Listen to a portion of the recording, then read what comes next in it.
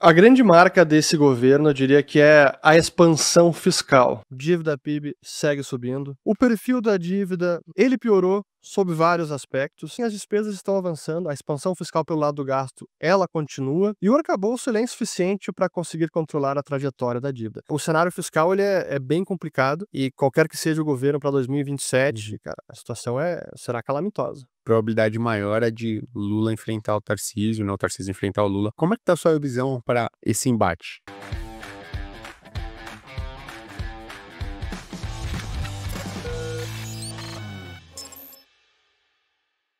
Com relação ao possível desenho das eleições, Ulrich, é, cara, a gente tá caminhando aqui para um cenário que é Lula e Tarcísio, né?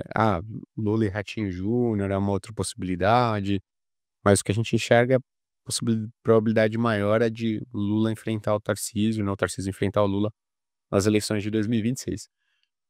Hoje, como é que tá a sua visão para esse embate? Você diria que tem uma probabilidade maior de um ou de outro vencer essas eleições de 2026? Acho que tá muito cedo ainda para fazer alguma previsão. Eu não sou analista político, eu Claro. tento acompanhar quem entende mais da política, dos bastidores, da articulação dos partidos.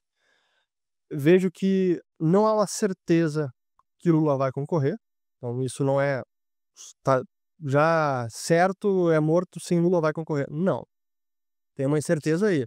Talvez não seja a maior probabilidade, mas há uma probabilidade que ele não concorra. Aí do lado da oposição, hoje a maior probabilidade é Tarcísio? Bom, segundo ele, não. Uhum. Já falou algumas vezes que não. Eu diria que aí é uma boa esperança, articulação e alguma movimentação até de vários partidos de centro, centro-direita e governadores também para fazer essa frente ampla de oposição ao governo. Mas é cedo para dizer. A gente vai ter que esperar mais para o ano que vem, Uhum. como é que as coisas se desenham até, se não me engano, até maio que a gente Sim, tem a abril, né, que o abril. Tarcísio Abril precisaria precisa Sai sair do governo. então, acho que agora é muita especulação, tem muita coisa, muita água para rolar debaixo dessa ponte. Qualquer especulação é difícil.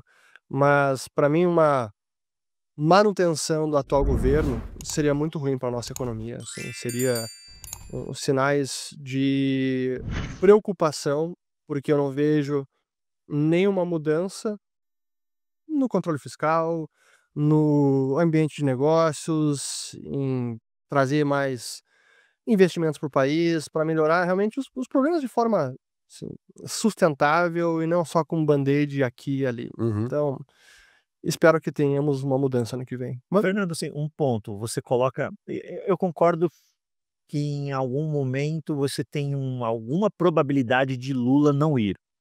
E aí, os meus os meus 2 centavos de contribuição, eu acredito que isso seja, olhando para o cenário atual, ainda que falte 100 anos para a eleição, né, porque é muito tempo ainda, tem muita coisa, muita água para passar debaixo da ponte, é um risco mais caudal, essa é uma situação muito mais caudal do que, Do de que fato concorrer. acontecer.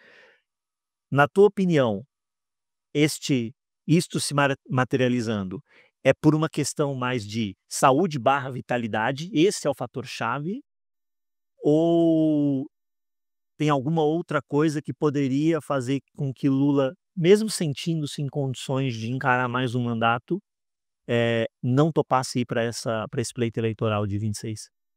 Eu vejo da seguinte maneira, eu tentando me colocar nos sapatos de Lula, entendendo um pouco da sua personalidade, Belos sapatos, caríssimos, diga-se de passagem.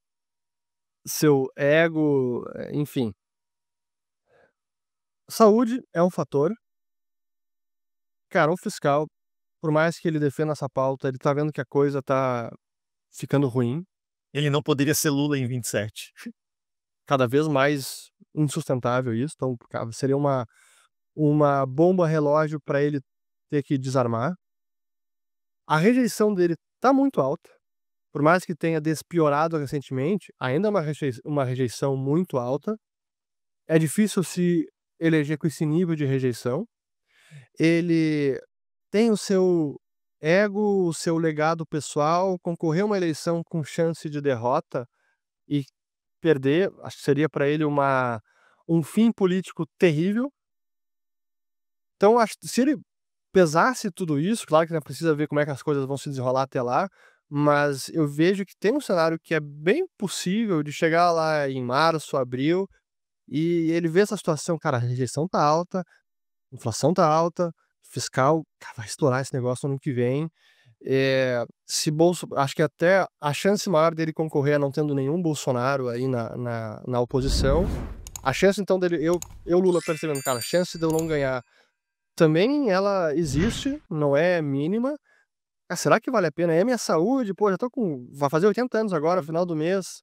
Ah, será que vale a pena correr esse risco aqui e manchar o meu legado, Lula, pai dos pobres, salvador da pátria? Ah, quem sabe a gente sai no topo, vamos lá no all time high, ok, ó, entrego a faixa, boa sorte, fiz o que eu tinha que fazer, tirei o Bolsonaro 2022, agora a bomba é para o próximo. Então, eu acho que tem vários argumentos que a gente poderia explorar que justificariam aí uma saída do Lula do pleito. Como que a gente pode avaliar esse terceiro mandato do Lula à frente do Brasil até aqui, né? A grande marca desse governo, eu diria que é a expansão fiscal.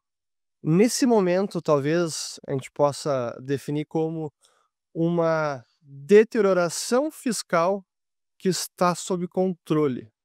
Mas perceba o que eu falei, é uma deterioração fiscal. Por que eu digo isso? Porque a dívida segue subindo, dívida PIB segue subindo.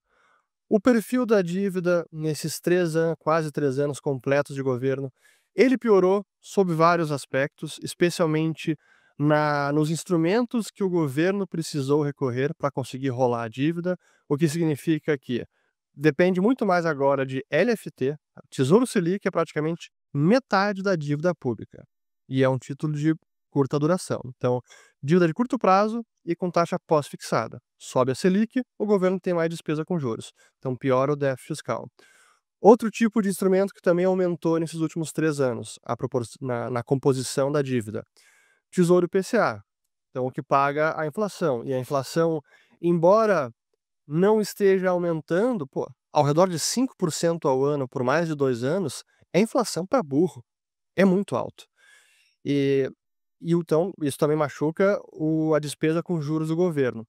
O melhor instrumento para rolar a dívida pública, que é as NTNs, então Tesouro Pré, esse infelizmente o governo não consegue mais colocar no mercado no montante que seria mais confortável para essa rolagem da dívida e nem nos prazos de vencimento.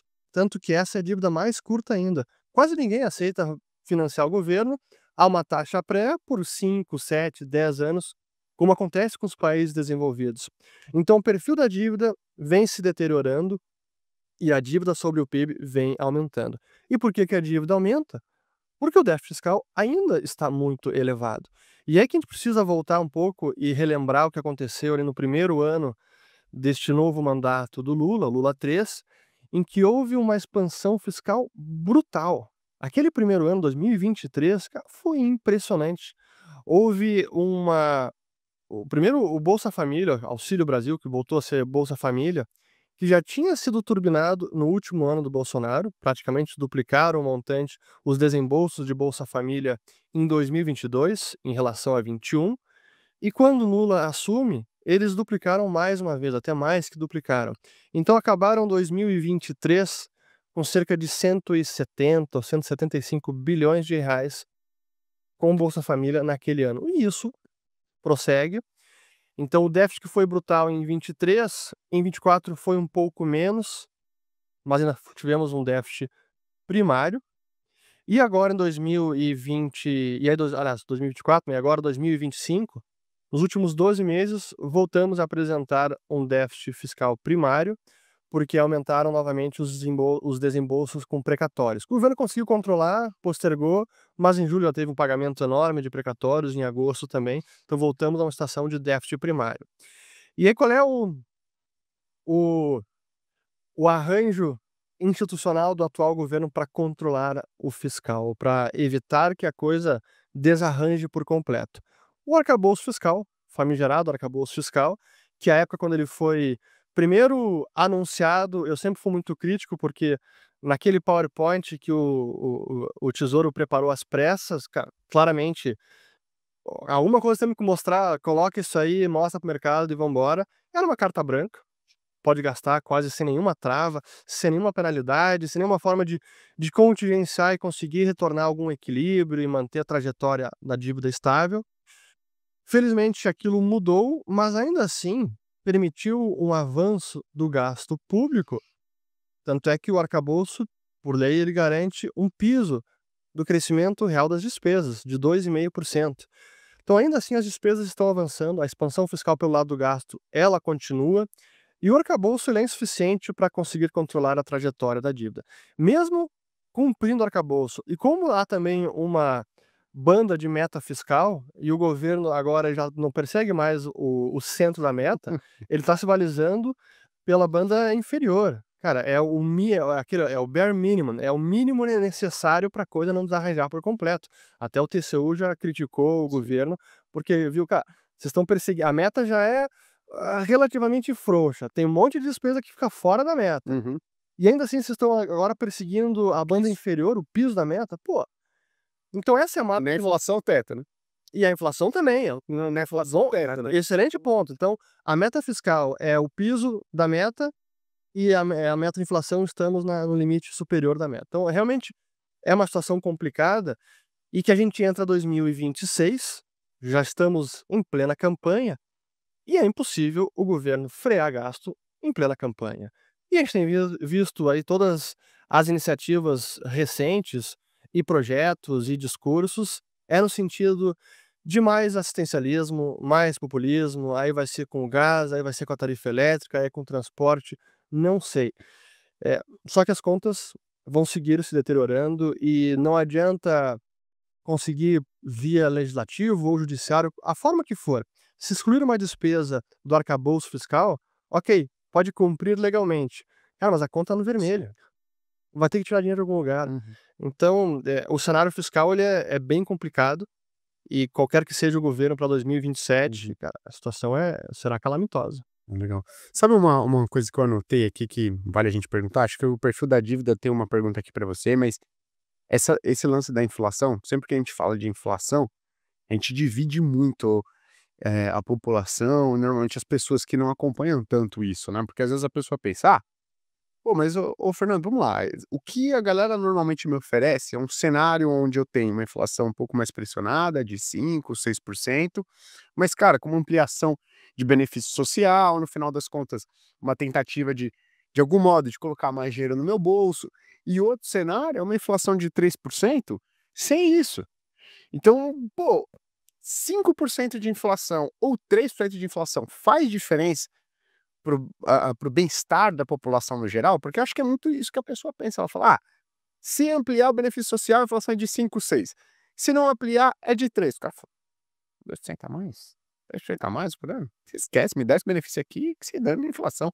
Então, como é que é essa inflação um pouco mais pressionada, parece um pouco mais pressionada, ela, no final das contas, vai trazer um impacto negativo na vida das pessoas? Primeiro de tudo, a inflação ela vai corroendo o salário do trabalhador, o poder de compra do nosso dinheiro, e quanto mais alta a taxa de inflação, assim como os juros compostos têm um impacto relevante no médio e longo prazo, uma inflação alta também vai tendo um impacto muito relevante, porque significa que o dinheiro está perdendo valor a cada ano a taxas crescentes. E chega daqui 2, 3, 5 anos, o que o seu salário comprava lá atrás é muito menos agora. E os preços não voltam para patamares anteriores. O dinheiro não vale. O poder de compra perdido jamais é reposto. Ah, meu salário mínimo pode ser reajustado. Ok, é reajustado. Às vezes anualmente, às vezes tem uma defasagem maior, e nunca há uma recomposição perfeita do seu poder de compra. Uhum. Porque aquilo o que você perdeu, que você sofreu de corrosão no seu salário, ficou para trás, não tem como ser recomposto. E mais, a própria inflação oficial, IPCA, é uma média nacional.